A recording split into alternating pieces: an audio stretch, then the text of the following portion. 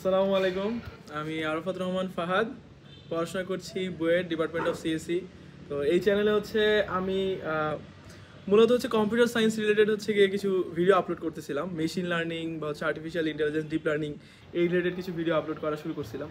তো হচ্ছে অনেককেই দেখলাম হচ্ছে বলতেছে হচ্ছে ভাই বুয়েটে ভর্তির জন্য গাইডলাইন চাচ্ছিল আর কি। এই যে আমার পাশে আমার একটা ফ্রেন্ড আছে, ও হচ্ছে বুয়েট, ও হচ্ছে কম্পিউটার সায়েন্স। তো হচ্ছে আমরা আচ্ছা, তোমাদের তো সামনে প্রিলিমিনারি বুয়েট প্রিলি মনে হয় 23 তারিখে, তাই না? আচ্ছা, তো প্রিলি নিয়ে কিছু কথা বলা যেতে পারে, যেহেতু একদম মানে প্রিলি আর কয়দিন পরীক্ষার টাইম আছে। আর সো দেখো, প্রিলিমিনারিতে আগে আমার এক্সপিরিয়েন্স বলি, তারপর হচ্ছে ইন জেনারেল এক্সপিরিয়েন্সের কথা, মানে ইন জেনারেল কথা বলি যে আসলে কি করতে হবে না করতে হবে।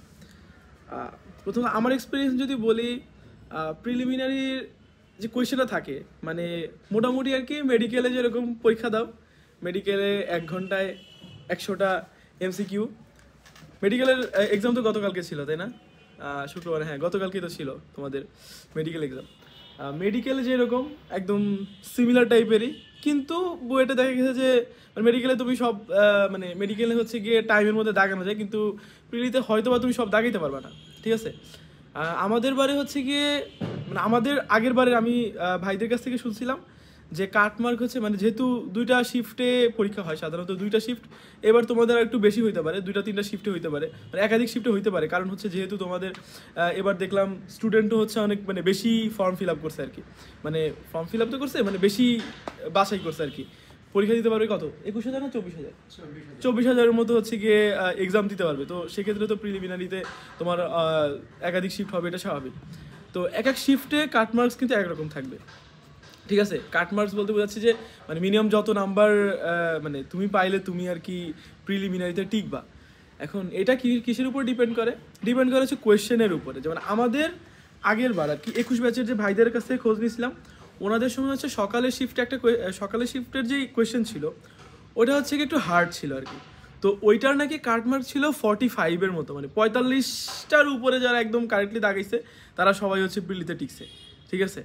আর হচ্ছে গিয়ে মানে বিকালের যে শিফটটা ছিল, এই শিফটটা হচ্ছে কি একটু কাটমার্ক বেশি ছিল। এটা হচ্ছে প্রায় 60-এর মতো ছিল আর কি, কারণ এটা একটু এক্সাম সহজ হয়েছে, তো মানে কোয়েশ্চেন সহজ হইলে তো সেক্ষেত্রে হচ্ছে কি এখানে তোমার কাটমার্ক একটু বেড়ে যাবে, এটাই স্বাভাবিক।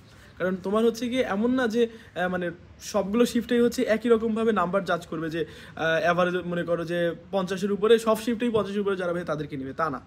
এক্সামের কোয়েশ্চেনটা কতটুকু হার্ড হয়েছে এইটার উপর বেস করে হচ্ছে গিয়ে মূলত নেওয়া হচ্ছে। কারণ তোমার এক শিফটে হচ্ছে গিয়ে মানে প্রত্যেক শিফট থেকে মনে করো যদি এক্সাম দিতে পারে 6,000, ঠিক আছে? আর শিফট মনে করো হচ্ছে 3টা শিফটে এক্সাম হইলো, মনে করো 8,000 করে, 3-8 24,000 পরীক্ষা হইলো। তাহলে প্রত্যেক শিফট থেকে কি করবে, প্রত্যেক শিফটে 8,000 থেকে 2,000 করে নিবে, তার মানে 6,000 বাদ দিতে হবে। এখন যেহেতু 6,000 বাদ দিতে হবে, তাহলে ওইখানেই ওই 100 মার্কের মধ্যেই যারা টপ 2,000 স্টুডেন্ট যারা হচ্ছে গিয়ে ওই শিফটে ভালো করছে তারা হচ্ছে মেইনলি চান্স পাবে, তাই না? এটাই তো স্বাভাবিক হওয়ার কথা না? আর তো এটা হচ্ছে মাথায় রাখতে হবে যে তোমার এটা মাথায় রাখবে যে আরে কাটমার্ক তো 75-এর উপরে থাকে, 60-এর উপরে থাকে, আমি কি করলাম না করলাম। তোমার জায়গা থেকে তুমি তোমার বেস্টটা দেওয়ার চেষ্টা করবে, ঠিক আছে? আচ্ছা, এটা হচ্ছে প্রথম কথা। আর দ্বিতীয় কথা হচ্ছে গিয়ে দেখো, অনেক সময় হয় কি যে আমরা হচ্ছে মনে করো ম্যাথামেটিক্স থেকে থাকবে, ইয়াতে অন্যান্য প্রত্যেক সাবজেক্টে থাকতেছে। আর সাধারণত বুয়েটে ম্যাথ কোয়েশ্চেনটা একটু হার্ড হয়, এটা আমরা সবাই জানি, ঠিক আছে? যে ফার্স্ট হয় সেও মনে করো যে 40টাই দাগাইতে পারে, মানে লিখতে পারে না, মানে রিটেনের কথা বলতেছি, মানে সবগুলো ম্যাথ অ্যান্সার করতে পারে না, ঠিক আছে?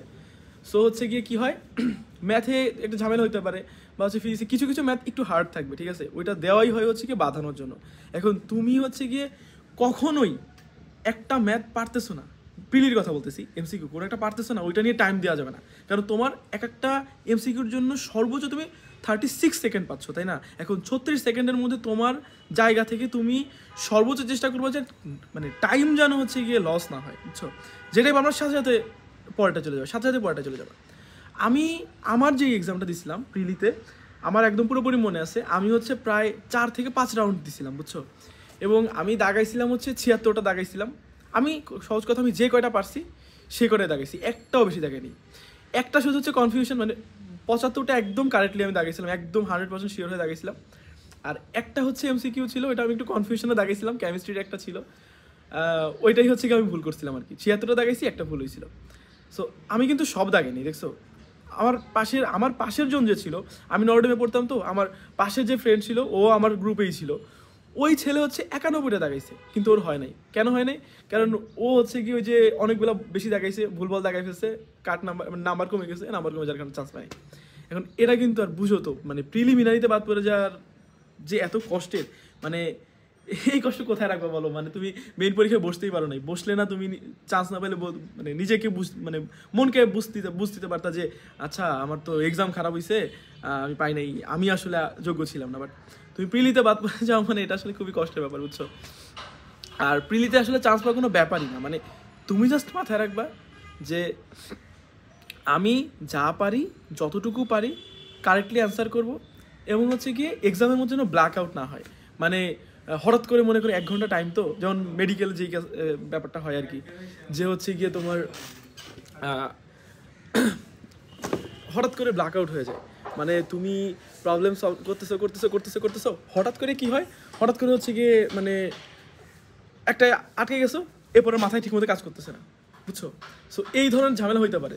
তখন ইনস্ট্যান্ট হচ্ছে কি করবা, 1 মিনিট দরকার একটু রেস্ট নিবা, মাথাটা ঠান্ডা করবা, মাথা ঠান্ডা করে তারপর আবার করা শুরু করবা, ঠিক আছে। সো এইটা হচ্ছে মূল কথা। প্রথম কথা হচ্ছে কি, এটা মেডিকেলের মতো 36 সেকেন্ড সময় পাবা, আহামরি অনেক কঠিন প্রশ্ন দিবে না, কঠিন দিলেও হচ্ছে কাটমার্ক এমনি কমে যাবে, কারণ 8000 থেকে 2000 বাছাই করবে। এবং চিন্তা করো 8000 আসলে বেশিরভাগ পোলাপানি তেমন কিছু পারে না, কারণ হচ্ছে কি, কারণ হচ্ছে এটা এইচএসসি নাম্বার উপর বেস করে। আর তুমি তো জানোই যে এইচএসসি নাম্বারের উপর বেস করে আসলে অ্যাকচুয়াল জাজটা করা যায় না, কারণ এইচএসসিতে অনেক না পারা পোলাপানো অনেক ভালো করে ফেলে, ঠিক আছে। সো এটা ইজিলি কভার করে ফেলতে পারো, ওটা নিয়ে কোনো ঝামেলা হবে না। আর হচ্ছে গিয়ে কোনো ঝামেলাই পড়ে না। আর হচ্ছে আরেকটা কথা, আরটা হচ্ছে গিয়ে অনেক সময় আমরা করি কি, যে এমসিকিউ মনে করে একটা ভুল করছি, মানে একটা পারি নাই, মনে করে আমি একটা ফাঁকা রাখছি, কিন্তু করছি কি, এর পরের এমসিকিউটা ওইখান থেকেই আবার শুরু করছি। এখন কি হয়েছে, প্রত্যেকটা এমসিকিউ হচ্ছে ভুল নাম্বারে দাগাইছি। এই কারণে সবসময় জন্য মাথা রাখবা যে যেই এমসিকিউটা ওইটার নাম্বার দেখে, ওইটার ক খ গ ঘ কোনটা, ওই ঠিক অ্যাকুরেটলি ওইটা দেখে ওইটা দেখাবা। মানে এটা যেন কখনো না হয়, এটা কিন্তু মানে অনেকেরই হয়, বুঝছো, যে হচ্ছে 1 নম্বরের এমসিকিউ আর 1 নম্বরের অ্যান্সার দাগায় দেয়, আর সবগুলো হচ্ছে এরকম ভুল হয়ে যায়। সো এই কাজ করা যাবে না। আর তো এবার তুমি যদি স্পেশালি ওদেরকে কিছু বলতা। আচ্ছা, সবার জন্য শুভকামনা, আসন্ন পরীক্ষায় যাতে মাথা ঠান্ডা রেখে সর্বোচ্চটা দিয়ে সর্বোচ্চ রেজাল্ট করতে পারো, সে শুভকামনা রইল সবার জন্য। সবাইকে ধন্যবাদ।